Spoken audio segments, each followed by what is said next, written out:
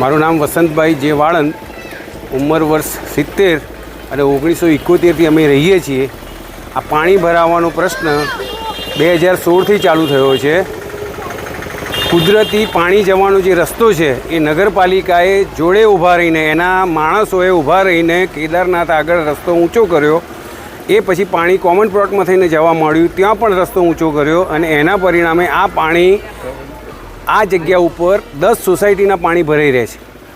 અને અમે લોકોએ લેખિત રજૂઆત કરી છે કલ્યાણ 2ના તમામ રહીશોએ, સીઈઓ શ્રીને સંકલનમાં પણ આ પ્રશ્ન મૂકેલો, આ પહેલાં કલેક્ટરશ્રીને પણ આ પ્રશ્ન મૂક્યો છે, માનનીય મુખ્યમંત્રીશ્રીને પણ આ રજૂઆત કરેલી છે, પ્રાદેશિક કમિશનર, રિજિયોનલ કમિશનર એમને પણ રજૂઆત કરેલી છે। હમણાં લેટેસ્ટ 17મી તારીખ 17/6 જઈને આવે છે।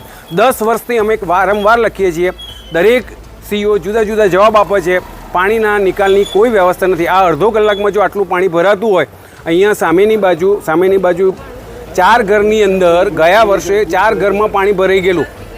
જો લોકોના ઘઉં પલળી ગયા, સોફા પલળી ગયા, અને એ લોકો એક જ જવાબ આપે છે અને માત્ર આ મૂડીવાદીઓ માટેની જ આ નગરપાલિકા છે અને એમના જ હિતો જાળવવા માટેનો આ પ્રયાસ છે। માટે આ લોકોને મધ્યમ વર્ગને ડૂબી મરવાનું છે। અહીંયા બાળકો શાળાએ છૂટે એ પણ હેરાન થાય છે, લોકો હેરાન થાય છે, લોકોની ગાડીઓ બંધ પડી જાય છે, બરાબર। અહીંયા 10 સોસાયટીનું પાણી ભરવામાં આવે છે। આ 14 લાખના ખર્ચે અહીંયા સ્ટોમ વોટર ડ્રેનેજ સિસ્ટમ બનાવી છે, જેના ઉપર એક પણ જાળી નથી। કયા પ્રકારનું આ તંત્ર છે? શું માંગ છે તમારી? માંગ એટલી જ કે પાણીનો નિકાલ થવો જોઈએ, પાણીનો નિકાલ થવો જોઈએ અને આ જે અવરોધ છે, કુદરતી અવરોધ છે, એ અવરોધ હટવો જોઈએ, તો જ પાણી નિકલવાનું થવાનું છે।